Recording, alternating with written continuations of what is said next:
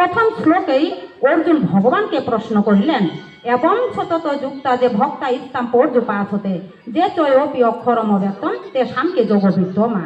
অর্জুন বললেন, হে ভগবান, যাহারা সতত তোমাতে নিত্য যুক্ত ও পরম শ্রদ্ধা সহকারে তোমার উপাসনা করেন এবং যাহারা অব্যক্ত অক্ষরের উপাসনা করেন, এই উভয়ের মধ্যে শ্রেষ্ঠ সাধক কে? অর্জুন জানতে চাইলেন যে যাহারা সাকার ব্রহ্মের উপাসনা করেন তাহারা শ্রেষ্ঠ সাধক, নাকি যাহারা নিরাকার ব্রহ্মের উপাসনা করেন তাহারা শ্রেষ্ঠ সাধক? এখন দ্বিতীয় শ্লোকে ভগবান উত্তর দিলেন, মই আবেশ্য মনো যে মাম নিত্য যুক্ত উপাসতে শ্রদ্ধয় পরে পেতাস্তেনে যুক্ততম মতা। ভগবান বলিলেন যে, হে অর্জুন, যাহারা আমাতেই মন নিবিষ্ট করিয়া নিত্য যুক্ত হইয়া পরম শ্রদ্ধা সহকারে আমার উপাসনা করেন তাহারাই আমার মতে যুক্ততম অর্থাৎ শ্রেষ্ঠ সাধক।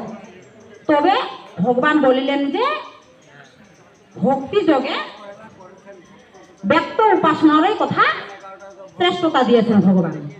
তবে নির্গুণ উপাসনা কি নিষ্ফল? ভগবান বললেন যে না, তা নয়, নির্গুণ উপাসনা দ্বারাও আমাকেই লাভ করা যায়।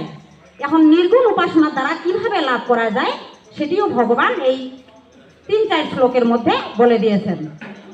যেহেতু অক্ষর মনির্দেশ সমব্যক্তম পর্যুপাসতে